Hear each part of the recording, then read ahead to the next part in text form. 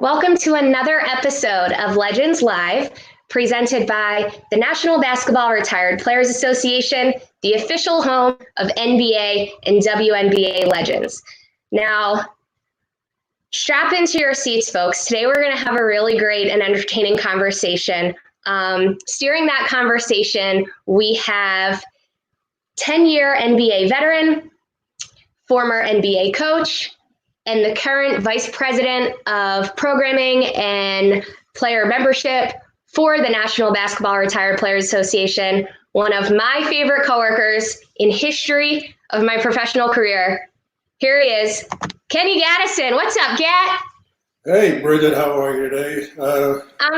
I'm doing well. How are you down there in North Carolina? We are good. We are safe and quarantining in the backyard. Good. Stay inside or in your yard. We need to protect you, Kenny, at all costs. I need to protect me. I'm glad to hear that.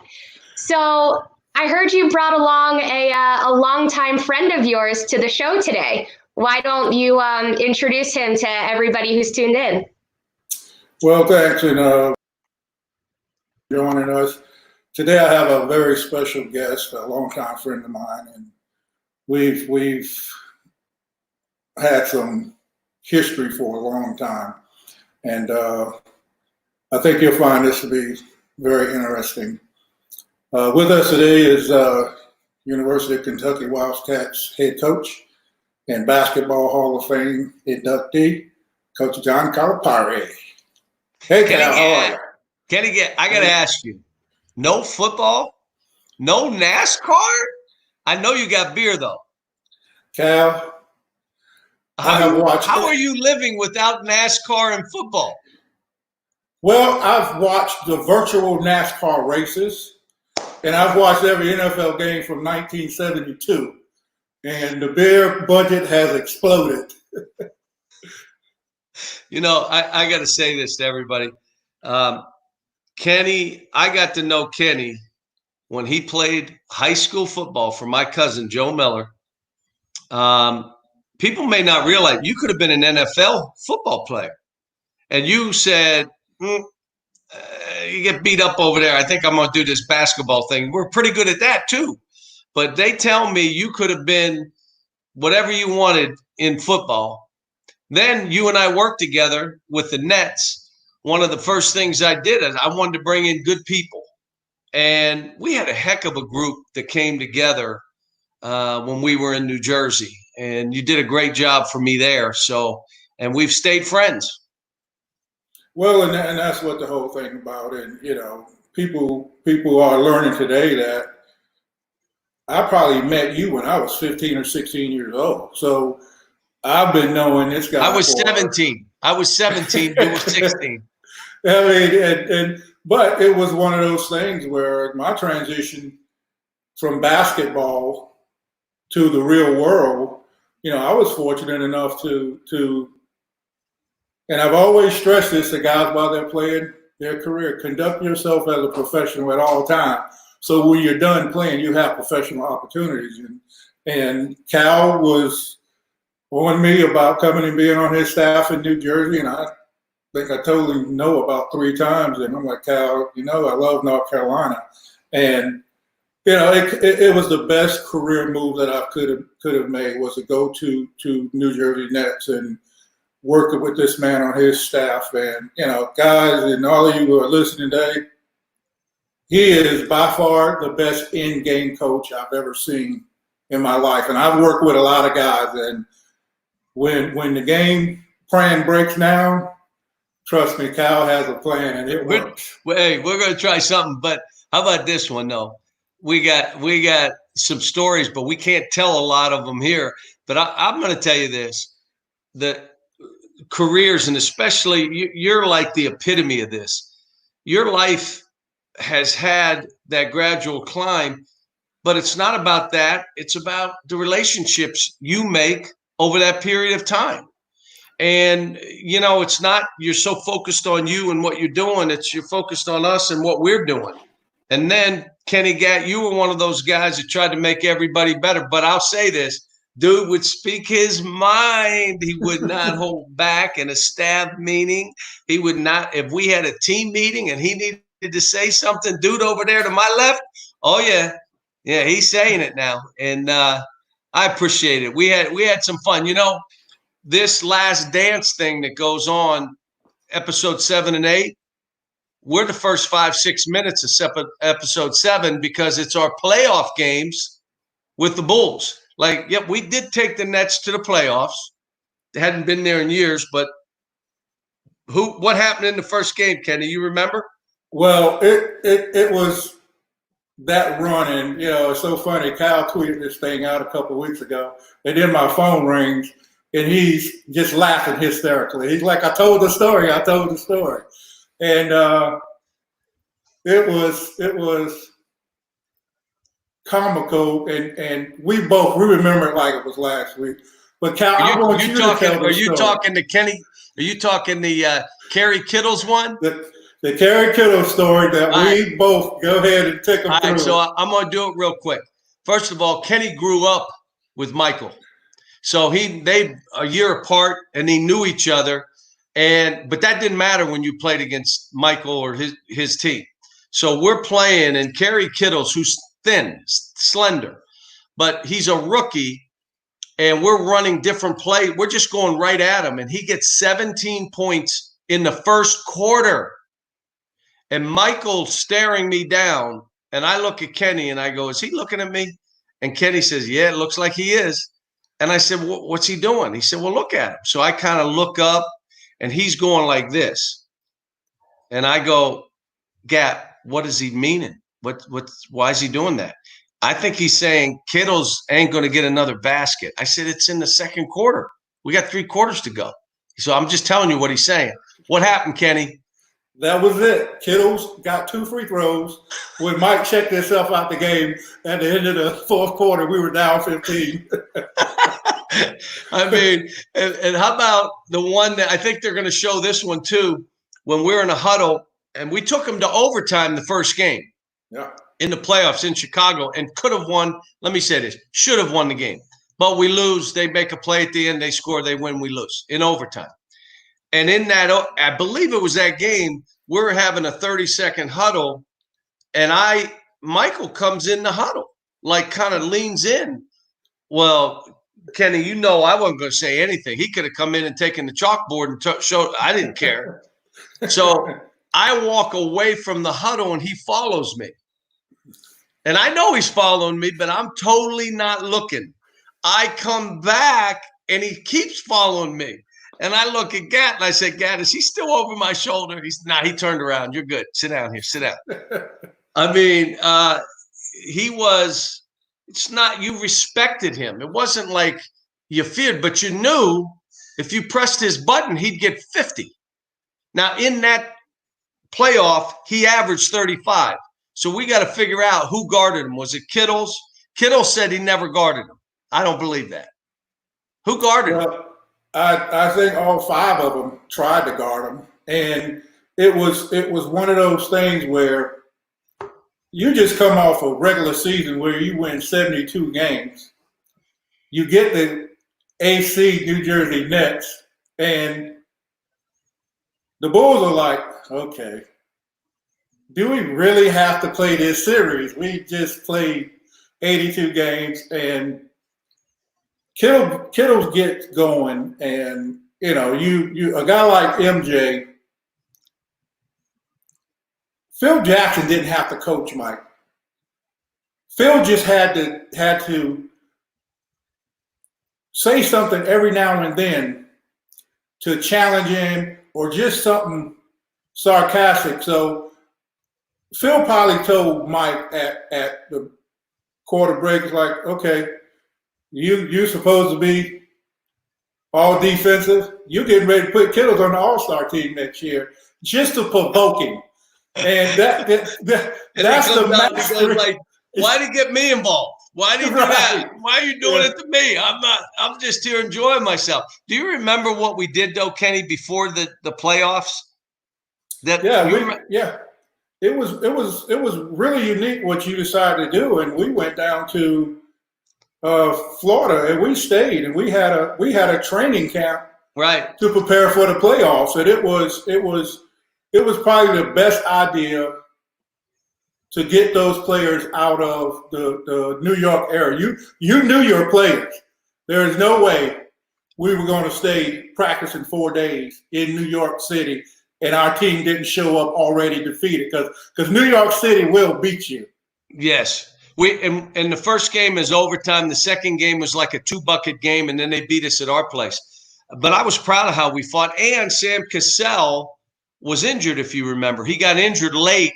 We needed him to play against Detroit because we had to beat Detroit to beat out Washington with Bernie Bickerstaff was coaching Washington at the time. Correct. And but it was a great run. And, the one thing, if you remember, because you did such a great job of coaching players, and we had a thing that and I did this before I did Players First here in college. I said, every player, you remember in our locker room, every player, a career year every year. In other words, you get better. And if you get paid and we can't pay you, we're good. Like if you deserve a payday and we can't do it, I'm good if you go and take your money. And I thought we had guys that had good years for us. But again, we're talking like this. Let me remind everybody who's listening, I got fired in that third year. So, and wait a minute, we're on an airplane. And Kenny and I, we're flying because when they fired me, they knew how close I was with Kenny. So he's gone. They knew how close I was with Johnny Davis, right? He's gone. And we get a call from Dave Pendergraft. Dave Pendergraft was our player personnel director, and I had hired him as player personnel. And he did a great job. He's still in the league. He's in Dallas right now. And he calls and he says, I feel bad for you guys. And we're on a plane headed back. This is in the middle of the season. And Kenny Gant gets on the phone and goes, are you crazy? There's a bullet with your name on it, too. They just haven't shot it yet. And we bust out. We're drinking beers on the plane, coming back. We just get fired. And he gets back. And what happens to him, Kenny?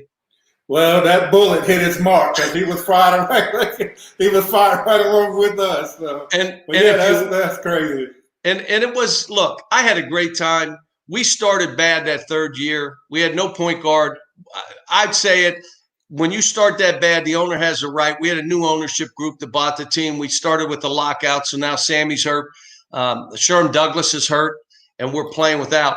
But my time there, the relationships that I made, what I learned, because the game is different up there, Kenny. It's totally different than – and it's – college is getting closer to the pro because we're playing positionless now, more pick and rolls. We're playing – more dribble drive space, either a layup or a three. The difference is the NBA is taking 53s, which I don't see myself ever being able to coach.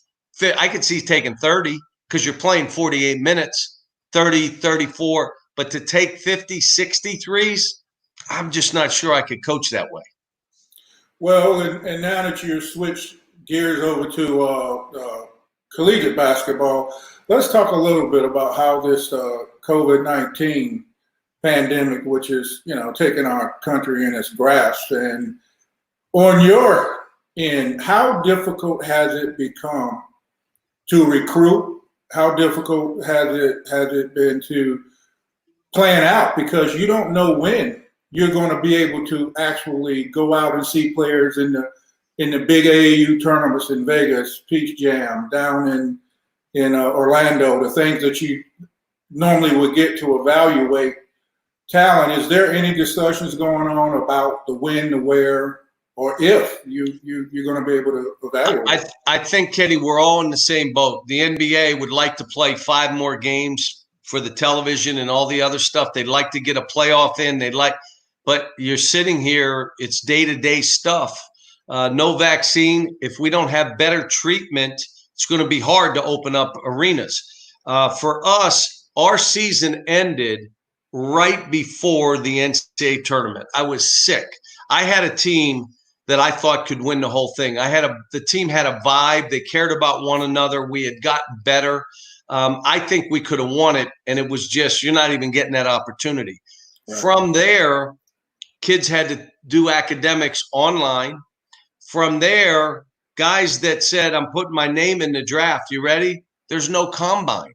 So I've got 6 guys that have an opportunity to be drafted.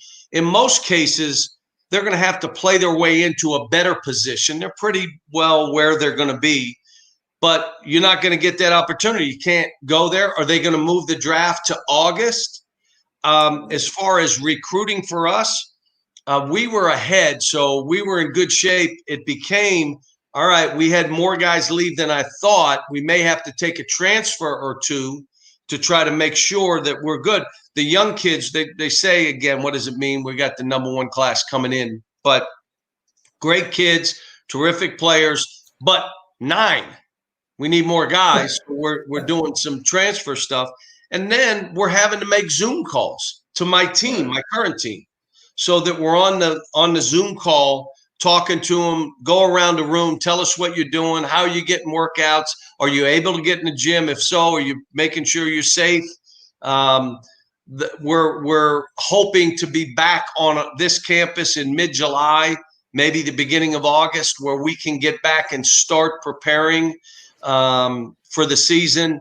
Don't know if the season will be, neither does the NBA or football. And, I hope baseball, go to minor league stadiums and play without fans. Let us see baseball. Brian Franz and I were on the phone yesterday, your boy, guy. And we were just talking about, what's next with you guys. You're seeing they're trying to do some fights and do some stuff. I mean, you golf. I don't understand. Like, golfing would be all right with no fans. I mean, there's, right now they're letting us golf without fans. You can't touch the flag. You can't get a rake, but one in a cart. Well, you could stay social distancing and still play, but we don't know. This stuff is crazy. Do you think the NBA will have a chance to finish this season?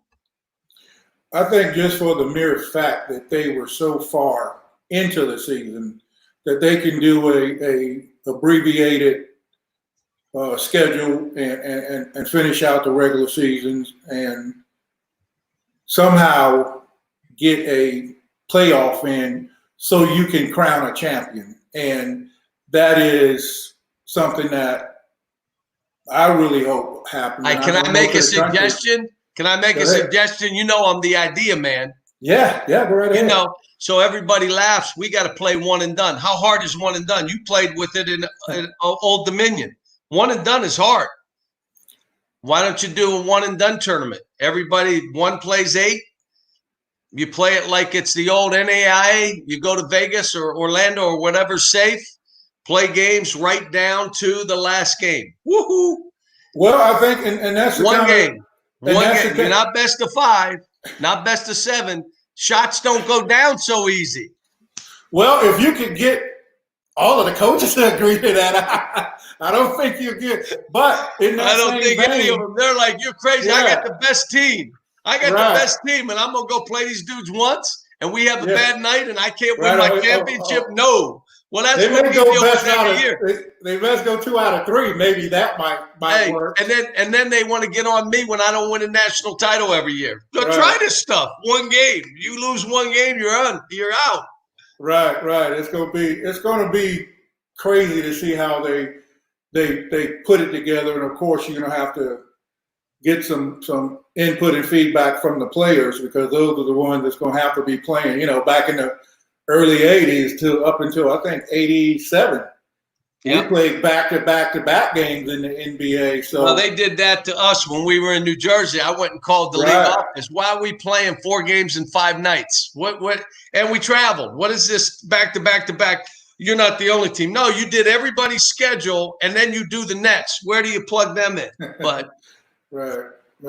Tell me this, Cal, with the improvements in the pay in the G League now, and they've coming up with pretty good money to keep the guys that would be one and done, that families don't want to see them go to Australia or somewhere halfway around the world to make $300,000-$400,000. Now the G League has gotten a infusion of cash, and now they can pay, a guy up to, they saying $500,000, and you've already seen a couple guys decommit and say they're going to go into the G League. How do you think that will affect your program? I don't think it'll have a big effect, but let me hit what my issues are. I wish they paid the G League overall more money. Give those guys, instead of 70,000, give them a couple 100,000. Kenny, right now, a high school player can leave and not go to college and go to the G League, but you're only making 75,000. That's why none of them did it. So then they said, well, let's make it pay more to see if we can encourage more kids or entice more kids to go to the G League. My problem is, if a kid goes to the G League based on the fact that he has no chance academically to get into college and all that stuff, I'm fine with that. And I don't begrudge any kid making money. I don't begrudge that. Here's the problem. If we encourage 9th and 10th and 11th graders, forget about academics. You got a chance to go to the G League, and then you got a chance to go. Now, each year that number dwindles down to 8, 10. And you and I know, if you're telling all these kids 2% are going to make it to the league, they're not going. It's not going to be 80% of you 9th and 10th. You all. And what's the demographic of the kid we're talking about, Kenny? You're talking about a kid that's going to be a 18-year-old kid that has a lot of people in their ear saying you're going to be the next LeBron James. What else? What else? He's probably poor, and what else? Come from a single-family home, and what they need is an education. What race? Well, they're going to be African American, and so my point being, we have right now in college basketball the highest graduation rate of African Americans ever. So a lot of them do come thinking they're coming for 1 year, but they end up staying and getting a college degree. What's bad with that? Now, here's what I think going forward. That's my issue. Don't encourage kids not to be educated. Don't do that. It's not good for any of us. It's not good for society. But going forward, we just passed name, image, and likeness. So now a kid can benefit by his name, image, and likeness. So I say to you, with the scholarship, the cost of attendance, the money they would get from camps and other things that we do to try to help them that way, and the NIL, name, image, and likeness, the players that you're talking about will make more money going to college than they would the G League. So I'm not worried about it. And I'm not talking every kid, but the G League's not talking every kid either. I'll give you an example. John Wall, if name, image, and likeness were in when he came to Kentucky, he could have made what he wanted to make.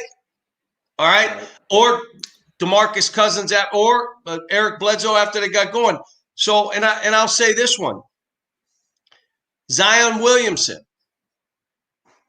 if it was in last year, he would have there's nothing the G League could have done that would have been better than what happened for him at Duke. And then I say they get a year to mature.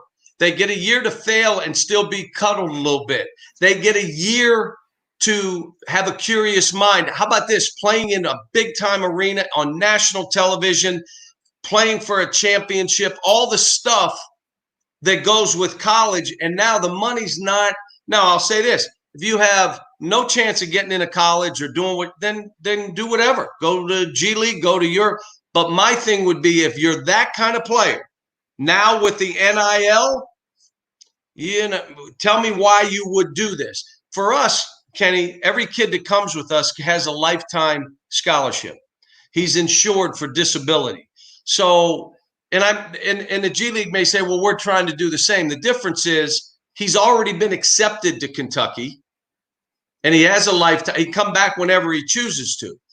The other way is, what schools can you get into after you realize you're not going to make it in the G League? You're not good enough. We'll get you an education. Where are you going? Did you do any preparation as a 9th, 10th, 11th grader, 12th grader, so that if it fails, I can go to whatever college I want? Well, if you're not an athlete, it ain't so easy to get into really good schools. Right. And so, I think, again, I hope they just pay the G League more. I think where they're going, the intention was good, but I'm not sure. We'll see. Let's see it play out.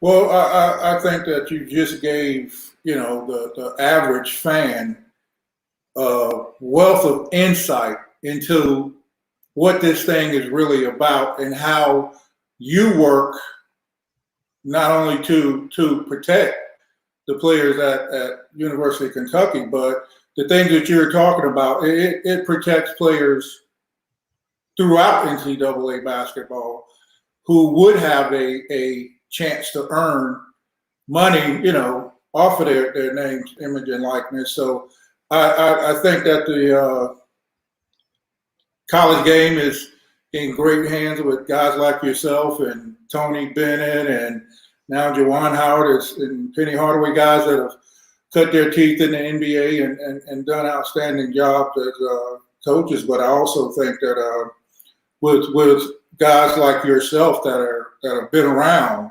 and really, really care about players. You get a lot of coaches out here that talk about their players. I worked with you. I've known you for a long time, and I know you care about your guys. And you know this.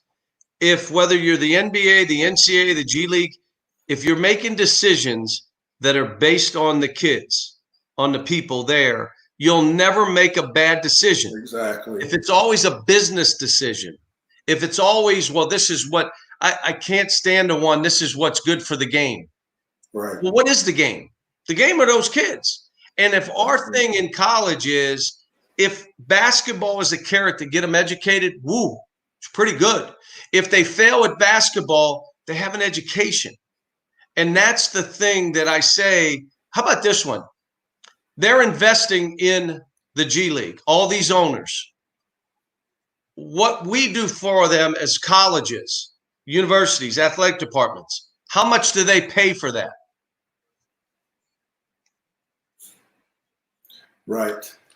You don't pay anything. We're building their brand. They come to us. They've never heard no. They've never had the competition at this level. They've never had to play for championships. You evaluate them, you get to see.